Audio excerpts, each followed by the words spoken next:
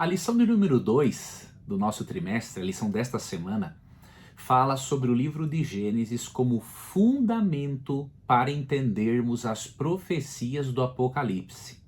Por incrível que possa parecer, o livro de Gênesis apresenta conceitos essenciais para compreendermos o livro do Apocalipse.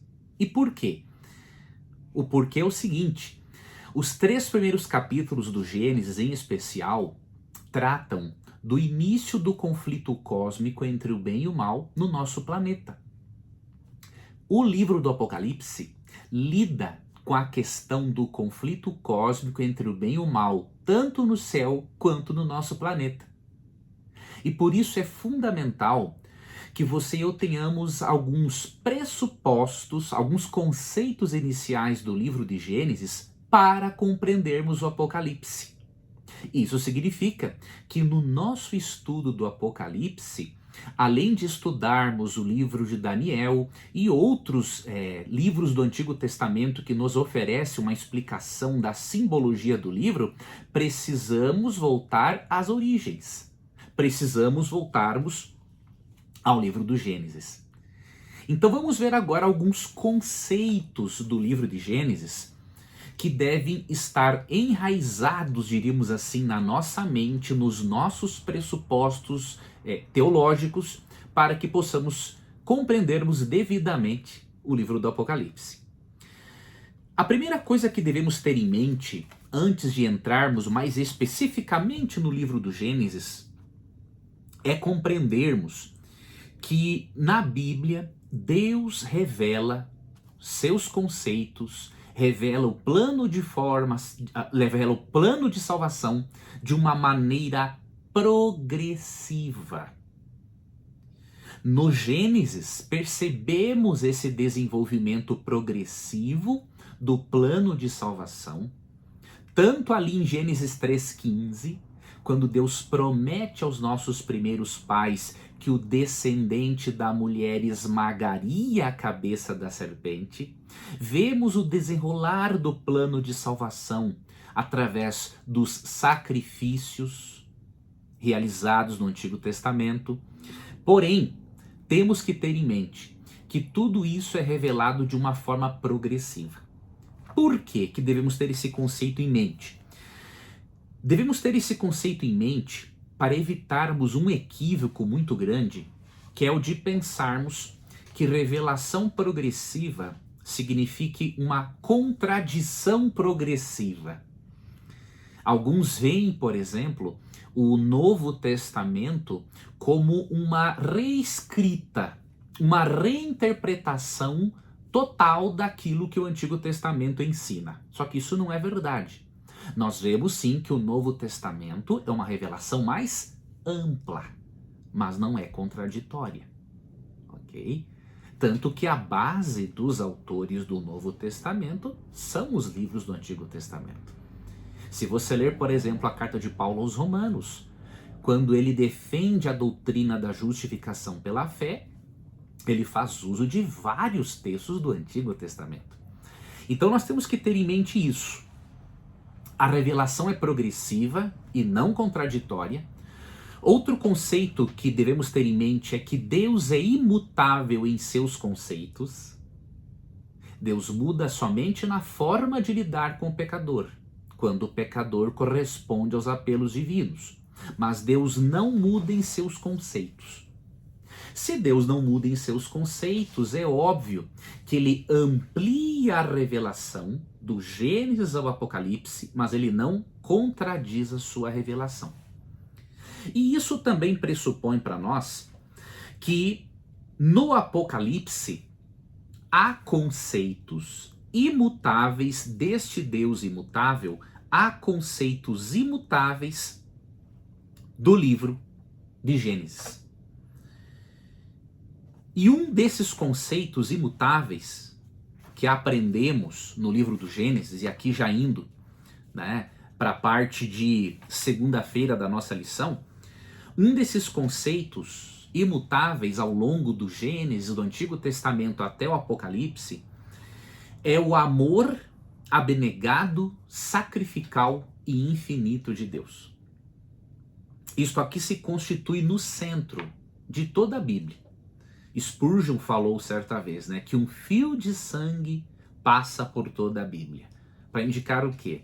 Que o sacrifício substitutivo de Cristo, o seu amor revelado na cruz do Calvário, o amor sacrificial de Deus, se constitui no centro de todas as Escrituras. Por que é importante termos esta compreensão, este pressuposto? Na nossa cultura, em especial que distorce muito o conceito de amor, você precisa ter em mente o que é o amor divino no livro do Gênesis para que você compreenda o que é o amor divino no restante da Bíblia, no livro do Apocalipse e como que este amor pode afetar de forma positiva a sua vida hoje. Quando nós compreendemos a natureza do amor de Deus, que é um amor sacrificial, nós estamos capacitados a compreendermos as profecias do Apocalipse. Grava isso aqui. Quando compreendemos a natureza do amor de Deus no livro do Gênesis e no restante das Escrituras também, obviamente, nós estamos capacitados para entendermos a profecia bíblica. E por quê? Porque um dos temas cruciais, o tema crucial da profecia bíblica, ou da profecia inclusive apocalíptica, é o conflito entre Cristo e seus anjos e Satanás e seus anjos. E o conflito diz respeito ao caráter de Deus, ao seu amor e à sua autoridade. Então, quando você compreende o amor de Deus como sendo sacrificial, desde os dias do Antigo Testamento, você vai entender melhor o grande conflito entre o bem e o mal revelado no livro do Apocalipse, porque é através do seu amor sacrificial que Deus refuta a Satanás. Através do seu amor sacrificial, Deus mostra que é possível unir amor e justiça. E nós começamos a ver isso de uma forma bem clara no livro de Gênesis. Eu já fiz menção a Gênesis 3,15, quando Deus já revela algo do plano de salvação aos nossos primeiros pais, mas isso fica ainda mais claro no episódio de Abraão, ali em Gênesis capítulo 22. Você vê em Gênesis capítulo 22 que Deus colocou Abraão à prova. Deus pediu a Abraão que Abraão fizesse algo que Deus, na verdade, abomina: sacrificar o próprio filho a Deus. E quando você estuda o texto bíblico, você compreende que Deus não estava entrando em uma contradição com o que ele mesmo ensina. Deus queria, através desta prova a Abraão, ensinar a ele e a nós uma verdade central do plano de salvação.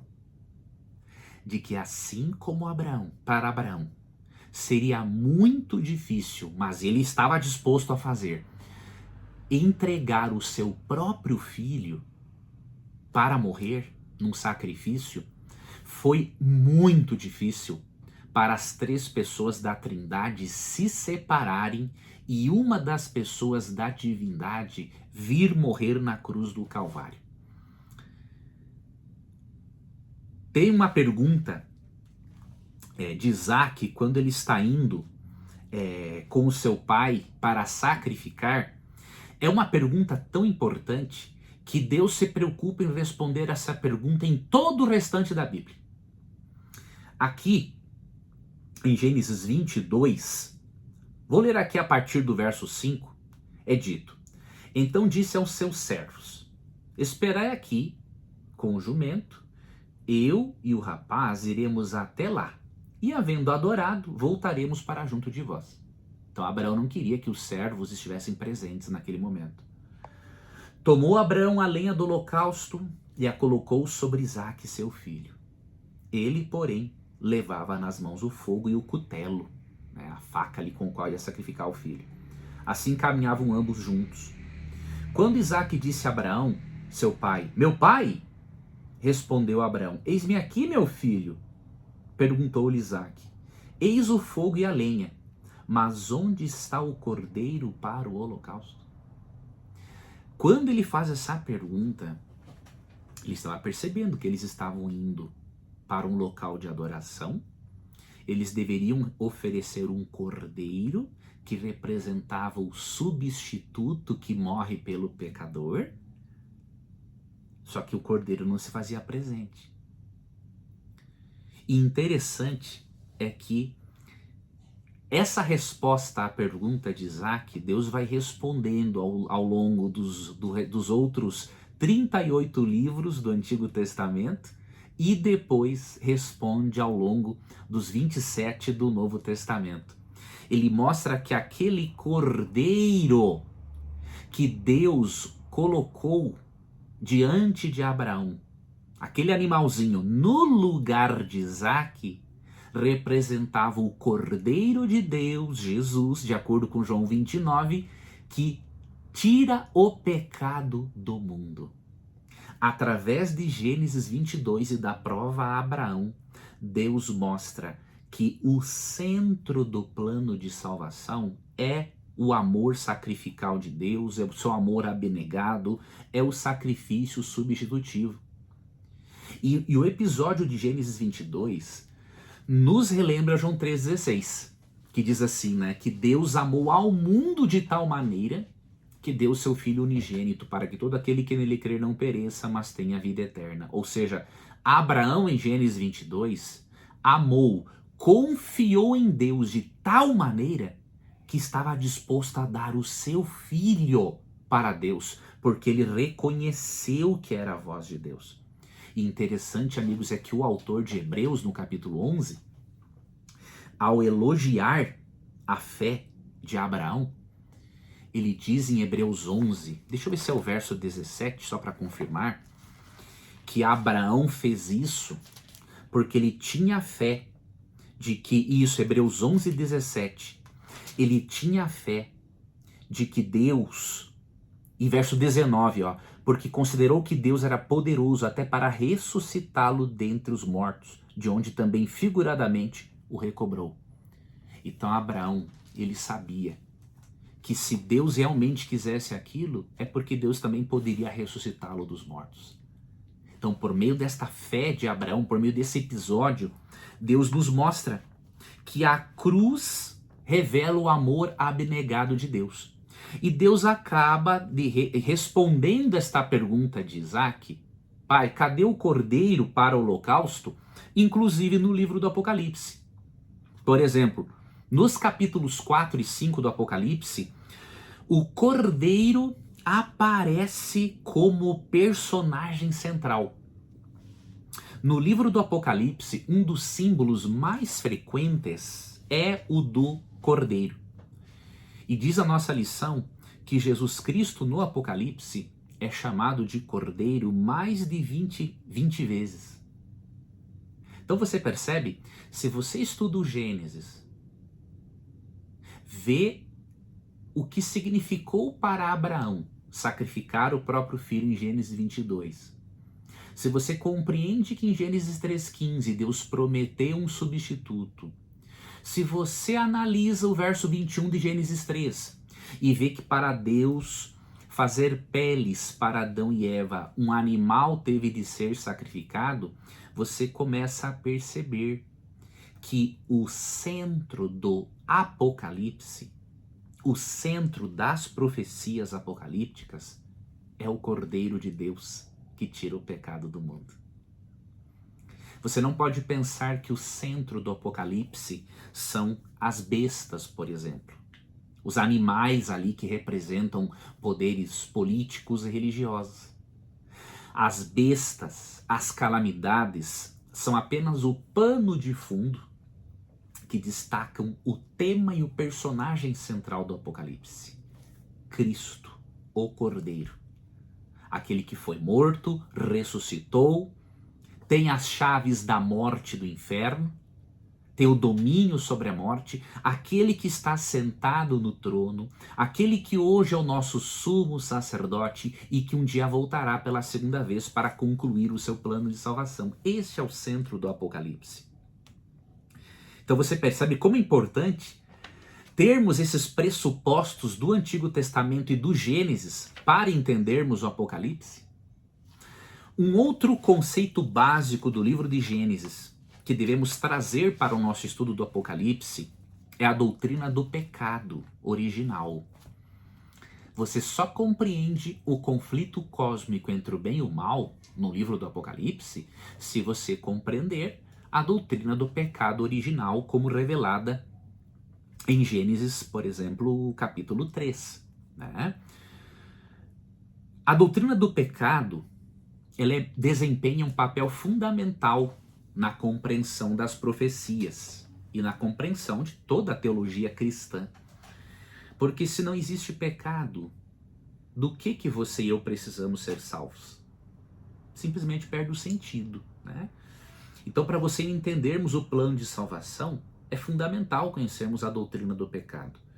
É importante também para a compreensão do Apocalipse, porque se o Apocalipse mostra um conflito cósmico entre o bem e o mal, então existiu um pecado original para que este conflito acontecesse, não é? Então não dá para você separar o estudo do Apocalipse de certos conceitos do livro do Gênesis. E a doutrina do pecado também é importante compreendê-la, porque ela mostra a solução de Deus para o problema, que é Jesus Cristo, sua morte, sua ressurreição e seu ministério sumo sacerdotal no santuário celestial. Então você percebe, uma coisa liga a outra. E quando nós compreendemos a doutrina do pecado, nós também entendemos que precisamos de um Salvador. Então, o Cordeiro, Jesus, que é chamado de Cordeiro mais de 20 vezes no Apocalipse, nós só sentimos a necessidade deste Cordeiro substituto se nós temos a consciência de que somos pecadores. Que herdamos não a culpa de Adão e Eva, mas herdamos a natureza pecaminosa que nos torna pecadores e também merecedores do salário do pecado, que é a morte, de acordo com Romanos 6:23, lemos também este princípio em Romanos 5, verso 12, tá? Outra coisa fundamental que vem junto a este conceito de pecado é a morte, obviamente.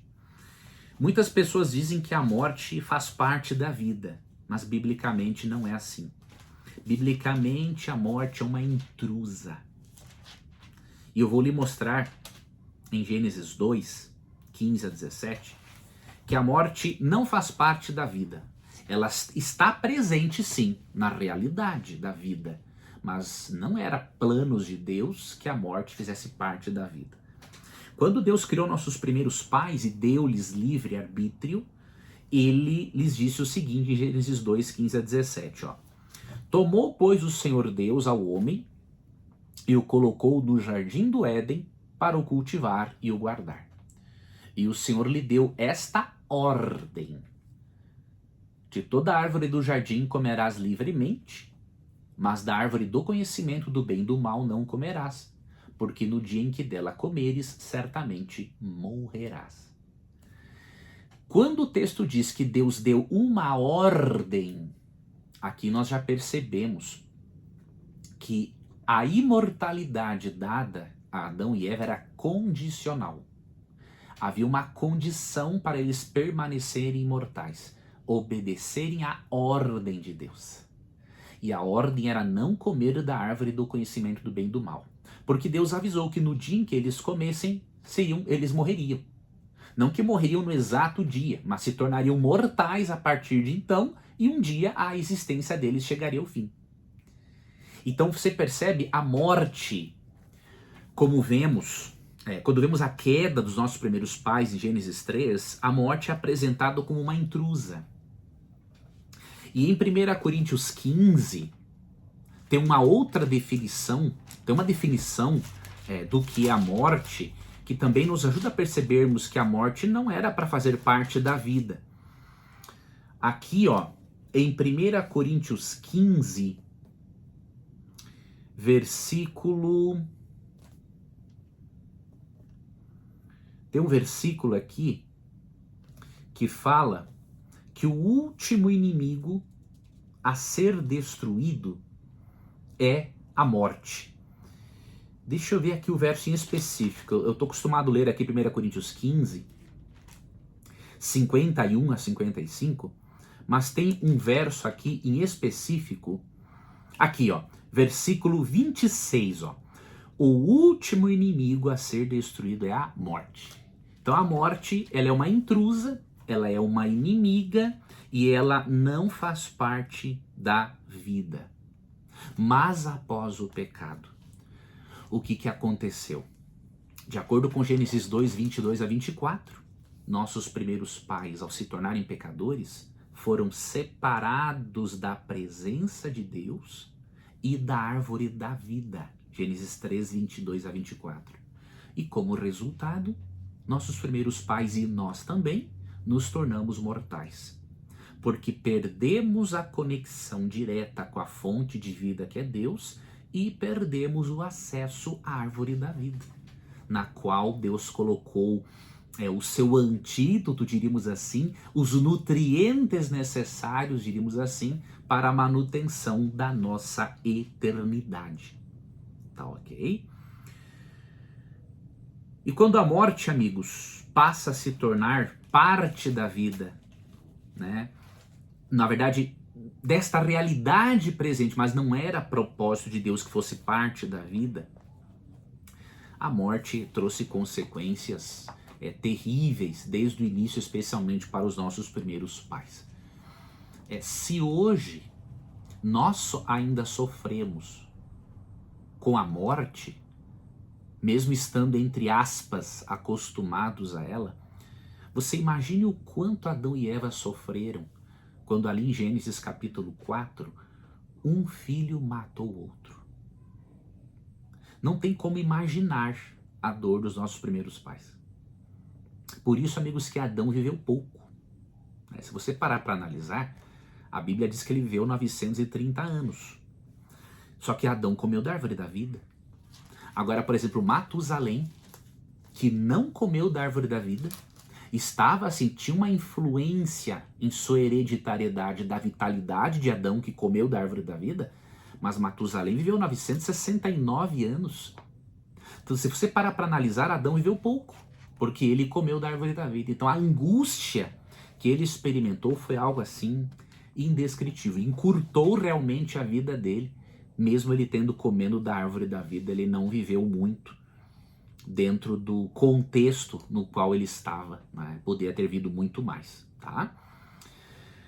Agora, indo aqui para o final da nossa lição, um outro conceito fundamental, você não pode esquecer isso aqui, presente no livro do Gênesis, que te ajuda a compreender o livro do Apocalipse, ou o livro de Daniel, né, esses livros proféticos, apocalípticos, é o conceito de adoração.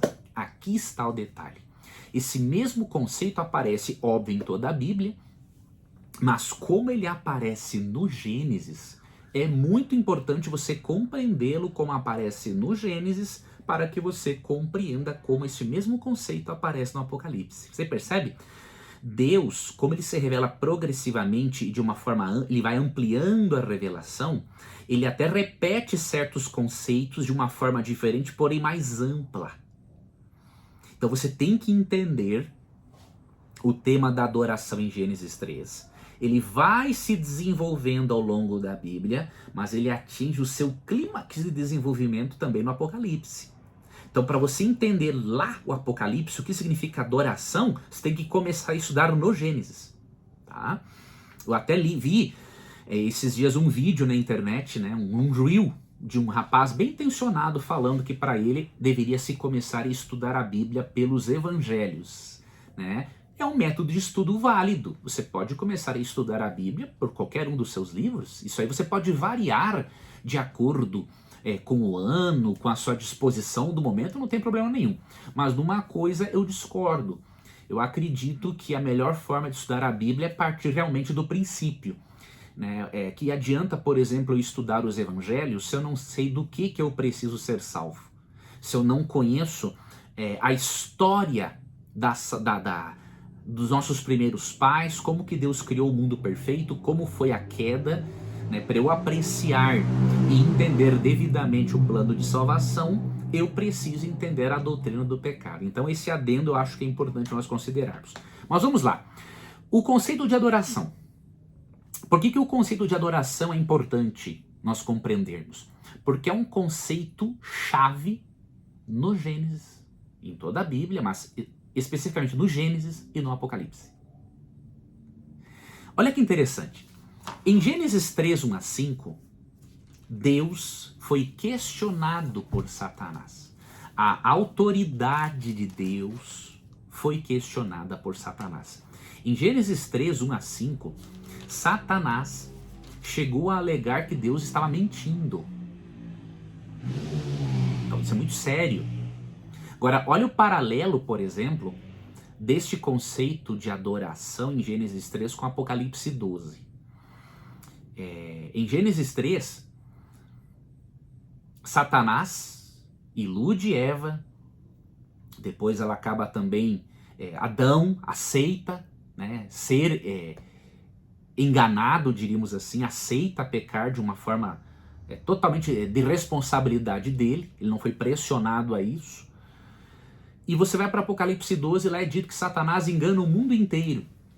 E além disso é dito que ele atraiu para a rebelião 1/3 parte dos anjos. Ali nos versos 13 e 4 do Apocalipse 12 diz que o dragão, que é Satanás, de acordo com Apocalipse 12, 9, arrastou com a sua cauda 1/3 parte das estrelas do céu. Em Apocalipse 1:20 vemos que estrela é um símbolo ali de anjo. Então ele arrasta 1/3 dos anjos. Olha que interessante. No Apocalipse 12, ele arrasta 1/3 dos anjos na rebelião, e em Gênesis 13 ele arrasta para a rebelião contra Deus Adão e Eva. E qual é a questão envolvida aqui? Adoração, amor a Deus, confiança, obediência, não é? Então você percebe, Satanás ele pode usar muitos disfarces ao longo dos milênios da história humana de pecado. Porém, Satanás nunca se desvia da sua estratégia principal usada no Éden. Levar as pessoas a desconfiarem de Deus. Levar as pessoas a adorarem outro alguém no lugar de Deus. Seja Satanás por meio de um sistema religioso falso, uma doutrina absurda, ou a pessoa é levada a adorar a ela mesma através do seu egocentrismo, que a faz interpretar a realidade do ponto de vista humano, pecaminoso, e não do ponto de vista da revelação de Deus. Então você percebe em Gênesis 3 e Apocalipse 12 que adoração, obediência e fidelidade se constituem no quê? Num tema-chave. Adoração, fidelidade e obediência. Leia, faça essa atividade. Leia Gênesis 3, Apocalipse 12. Você pode ler também ali Apocalipse 13, que fala de Satanás usando duas bestas, né, dois poderes, um religioso, outro político. Faça esse paralelo e você vai ver que a adoração é um tema-chave central, tanto em Gênesis quanto no Apocalipse. E o Apocalipse também aqui, abrindo um parênteses, ele ajuda você a perceber, né? O Gênesis ajuda você a entender também alguns aspectos da simbologia do Apocalipse. Então quando você vê que Satanás é chamado em Apocalipse 12, verso 9, de antiga serpente, você já vai poder responder a um cético que acha o seguinte: nossa, a Bíblia ensina uma coisa absurda que uma serpente fala. É que esse cético ele não lê a Bíblia com os critérios hermenêuticos corretos. Né? Se ele lesse, ele saberia que a serpente, na verdade, não falou por si mesma, mas Satanás, um ser sobrenatural, usou a serpente como médium para falar através dela. Finalizando o nosso estudo, eu quero dizer para você uma coisa. Apesar de Satanás fazer uso dessa mesma estratégia desde o Gênesis, que é levar-nos a adorarmos a outra coisa ou a outro alguém e não a Deus, que é nos levar a nos rebelarmos contra Deus e a desobedecê-lo, nós não precisamos ser vítimas dos enganos do diabo. E eu aqui vou dar para você, para finalizar, 3, 4, 5, 6, 7 razões para você não ser vítima do diabo neste conflito cósmico entre o bem e o mal, revelado do Gênesis ao Apocalipse, mas mais especificamente em Gênesis e Apocalipse, que é o nosso assunto desta semana. Primeira razão para você não ter medo, não ser uma vítima dos enganos de Satanás, é porque você tem o Espírito Santo como seu ajudador. Isso está em João capítulo 14, verso 16. O Espírito Santo é o seu guia. Jesus subiu aos céus, mas ele nos deixou outro Consolador, que estará para sempre conosco. Então a terceira pessoa da Trindade está ao nosso lado. Então você não precisa temer, não precisa ser uma vítima dos enganos de Satanás. Então essa é a primeira razão. Temos o Espírito Santo. Segunda razão, temos toda a sabedoria divina à nossa disposição para lidarmos contra Satanás.